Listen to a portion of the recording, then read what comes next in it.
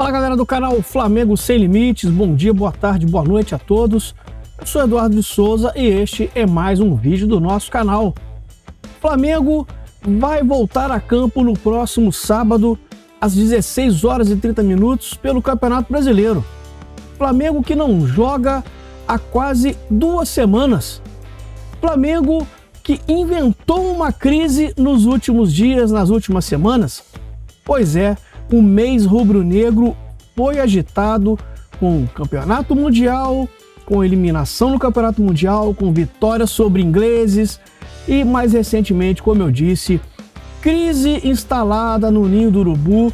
O Flamengo vive do caos, o Flamengo é tão calmo quanto Bagdá.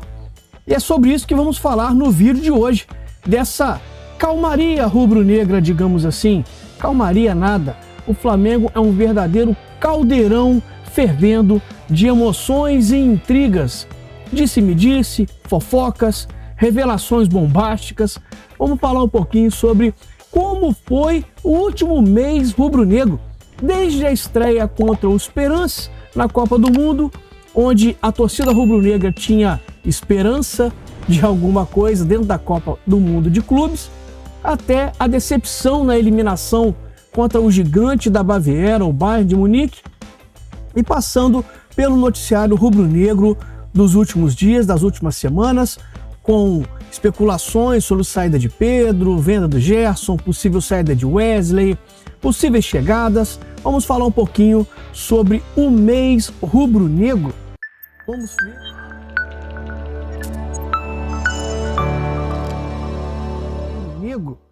Vamos ver como foi esse mês rubro-negro, como o Flamengo reagiu nos últimos praticamente 30 dias. Hoje, dia 10 de julho, vamos começar falando sobre o primeiro jogo do Flamengo lá no dia 16 de junho, quase um mês atrás, onde o Flamengo estreou com o pé direito contra os Esperance da Tunísia, vencendo por 2-0, partida, como eu disse, que aconteceu no dia 16 de junho de 2025, lá nos Estados Unidos, e foi a estreia do Flamengo no Mundial, dando esperanças à torcida rubro-negra. Em seguida, o Flamengo botou os ingleses na roda novamente. A grande vitória sobre o Chelsea, algoz de Palmeiras e Fluminense nesse campeonato mundial, nessa Copa do Mundo de clubes. O Flamengo venceu no dia 20 de junho de 2025, por 3-1 de virada, numa excelente apresentação, botou literalmente os ingleses na roda. Na terceira e última rodada da fase de grupos, lá no dia 24 de junho, o Flamengo empatou com o Los Angeles FC por 1-1, mas já tinha sacramentado a primeira colocação da chave, e desta forma o Flamengo era o primeiro clube a ter a primeira colocação garantida.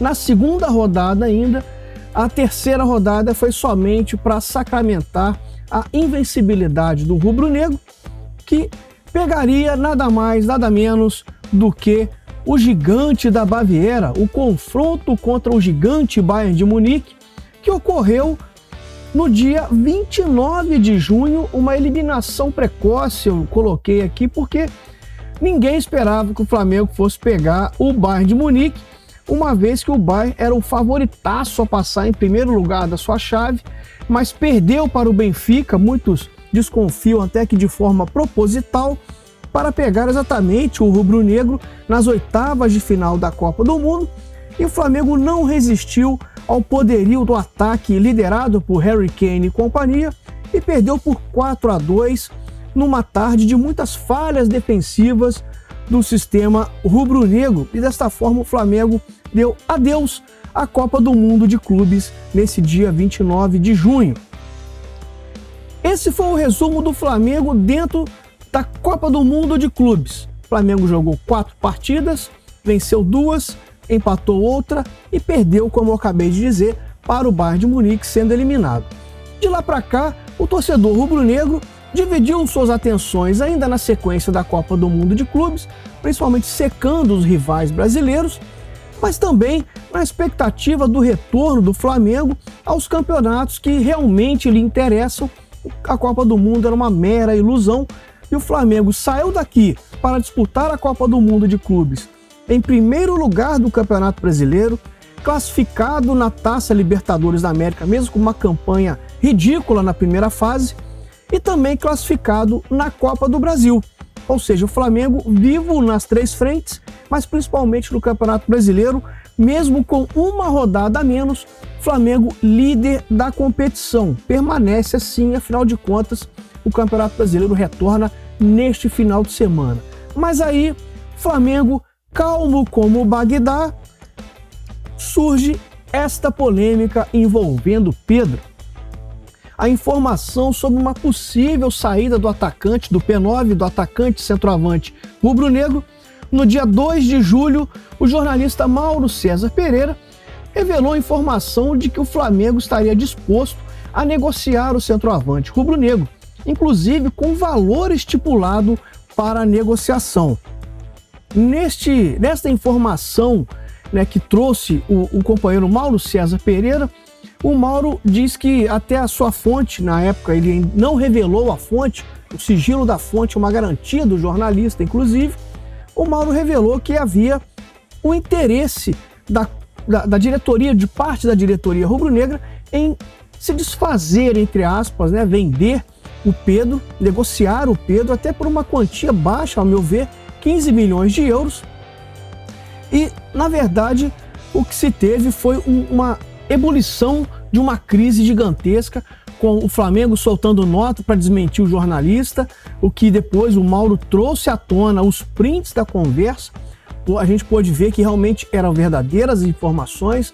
Mauro César, jornalista super sério, não iria plantar notícia de forma alguma, jornalista muito sério como ele tem cacife para poder trazer determinadas informações, e trouxe e comprovou essa informação, gerando um ambiente muito instável, envolvendo Pedro, envolvendo Felipe Luiz, José Boto, o BAP e a cúpula do futebol rubro-negro. Então isso já gerou um princípio de crise dentro da Gávea, dentro do Ninho do Urubu, com a insatisfação do centroavante diante da informação que foi trazida pelo companheiro Mauro César Pereira. Inclusive, isso gerou depois reuniões e mais reuniões para poder tentar apagar a fogueira que foi acesa com a revelação desse interesse do Flamengo em negociar o Pedro. No dia 4 de julho, na última sexta-feira, o Flamengo oficializou a saída do meia Gerson, que também saiu de uma forma meio conturbada, digamos assim, com uma forçação de barra por parte do seu empresário barra pai, que é o Marcão, inclusive com alfinetadas do BAP para cima do pai do Gerson, etc e tal, mas o Flamengo confirmou que o Zenit pagou a multa, a rescisão foi feita às claras. O Flamengo recebeu à vista 25 milhões de euros na negociação, na ida do Gerson para o Zenit, e o Gerson foi vendido, ou seja, outro problema causado dentro do clube, dentro do Ninho do Urubu. O Gerson, que foi vendido, foi negociado. O Flamengo não tem um jogador à altura para poder substituí-lo. Resta saber o que o Flamengo fará com a saída do meia, o ex-camisa 8, o Gerson, que foi para o Zenit da Rússia. Aí nós temos aqui o José Boto na Berlinda nos últimos dias, nas últimas semanas. O caso Pedro, como eu já trouxe para vocês, foi o Boto quem externou o desejo de negociar o atacante. Teve o problema com o Mike Johnston, um atacante, um ponta esquerda, que estava sendo negociado através do intermédio do José Boto. Ele é um ponta esquerda mais habilidoso ali, ambidestro, mas que incomodou e muito parte da torcida rubro-negra, que viu no jogador uma falta de capacidade de atuar dentro do elenco do futebol rubro-negro, um jogador realmente que não traz muita esperança de gols, pelo contrário, um jogador que faz pouquíssimos gols, e essa repercussão negativa fez com que a cúpula da diretoria rubro-negra mandasse parar a negociação e cancelasse a negociação. O Mike Johnston iria desembarcar no Rio de Janeiro na última terça-feira, dia 8 de julho, para se apresentar ao Flamengo. Isso não aconteceu, exatamente por causa da interferência em cima do trabalho do José Botto. E ainda tem um outro problema relacionado ao Botto, que é a relação com o técnico Felipe Luiz. A diretoria do Flamengo esperava uma relação de maior cobrança junto ao treinador e menos subserviência, como eu trouxe aqui. Na verdade, a impressão que se tem é que José Botto é empregado, obedece às ordens do Felipe Luiz e não o contrário. O José Botto, ao que tudo parece, pelas apurações dos colegas jornalistas, José Botto não é um cara que bate muito de frente com as decisões do Felipe Luiz. Isso também incomodou e muito a cúpula rubro-negra. Foram feitas algumas reuniões para aparar as arestas e, ao que parece, pelo menos oficialmente por parte do clube, o que passou, passou e daqui para frente é bola para frente. O Flamengo vai voltar a pensar nos títulos, que é o que interessa realmente, e que essa crise não passe para dentro de campo. Inclusive teve até alfinetada do Arrascaeta na sua rede social. Então realmente gerou um clima muito grande. Existe uma multa rescisória. Se o Flamengo demite o José Botto, o Flamengo tem que pagar 2 milhões ao José Botto. E se o José Botto pede demissão, o José Botto tem que pagar 2 milhões de reais ao Flamengo pela rescisão contratual. Mas, a princípio, não é interesse do BAP mandar o José Botto embora, e ao que parece também não é interesse do Botto se desligar do Flamengo, mas esses problemas geraram ruídos na relação entre diretoria e Botto, e também Botto com Felipe Luiz.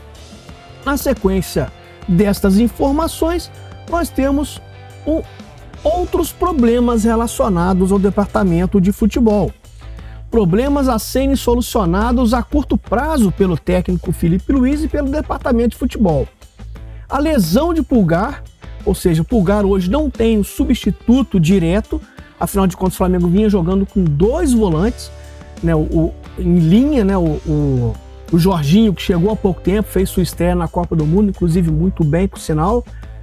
Parece que já está adaptado ao clube, parece que joga no Flamengo há vários anos, mas o Pulgar não tem um substituto para que tenha esse jogador para jogar no nível dele ao lado do Jorginho. Então o Felipe Luiz vai ter que quebrar um pouco a cabeça para decidir como vai formar esse meio de campo. Será que De La Cruz finalmente terá uma sequência de jogos? A ver, até hoje não teve essa sequência. Vamos ver se fisicamente o uruguaio vai resistir para jogar uma sequência pesada de jogos que o Flamengo terá pela frente. A provável saída de Wesley vai gerar um impacto muito grande na lateral direita. O Flamengo só vai ter o Varela para a posição a princípio, então o Flamengo vai ter que ir ao mercado buscar um substituto também para a saída do Wesley. Isso não é um fato muito fácil de se resolver, afinal de contas, lateral está praticamente quase em extinção no futebol mundial. A reposição para o Gerson, como eu já disse, o Flamengo não tem no elenco um jogador que chegue perto do que o Gerson exercia dentro de campo. Atacante de lado, pela esquerda, que o Flamengo tentou a contratação do Mike Johnston, foi brecada, como eu já expliquei, e o fato de ter Michael Cebolinha e Bruno Henrique numa fase péssima, principalmente o Bruno Henrique atuando ali pelo setor esquerdo, junto com o Michael e Cebolinha, se revezando ali. O melhor é sempre aquele que está fora do time. O que está dentro de campo sempre é o pior. Ou seja, um verdadeiro vazio de ideias. O Bruno Henrique teve um brilhareco ali contra o Chelsea na Copa do Mundo de Clubes, mas não marcava um gol há 2 meses e meio. Então o Flamengo tem problemas sim para esse lado esquerdo ali, setor onde atuam esses 3 jogadores principalmente. Mais espaço para o Pedro, ou seja, o Pedro ter mais oportunidade de jogar, com mais minutagem em jogos grandes, e aí para isso eu acho que o Felipe, para resolver esse problema ou tentar resolver, ele tem que mudar um pouco o esquema de jogo para favorecer o estilo de jogo do Pedro. O Flamengo não pode se desfazer de um atleta tão importante, tão definidor. Ele é um verdadeiro craque ali da posição como centroavante, faz gol como poucos.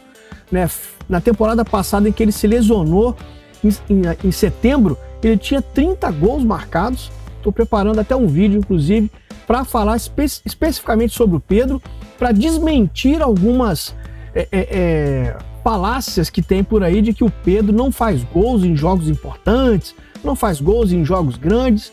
Eu estou preparando um material para desmentir essa galera, para provar para essa galera que o Pedro é sim um jogador fundamental na equipe do Flamengo, e cabe ao Felipe Luiz achar uma forma de colocar o Pedro para jogar e que seja uma forma que o beneficie, principalmente na questão das finalizações. E, por último, a utilização de Wallace Yan e os outros garotos da base.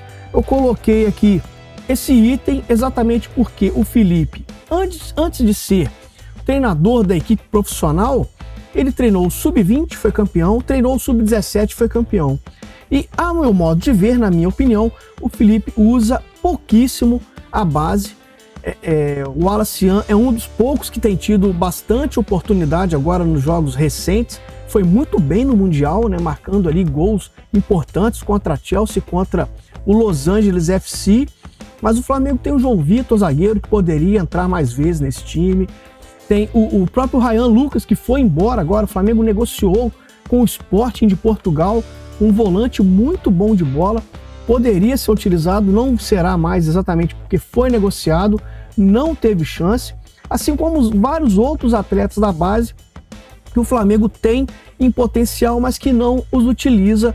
E o Felipe, realmente, eu não consigo entender o porquê disso. Lembrando que o Felipe tecia vários elogios à base rubro-negra, mas ao que parece não lhe faz bem aos olhos alguns atletas que estão compondo o elenco rubro-negro. O Flamengo vai preferir pagar fortuna para jogador que acaba sendo uma aposta, foi o caso do Juninho, e não utiliza os meninos da base. Eu acho que o Felipe deveria dar mais oportunidades.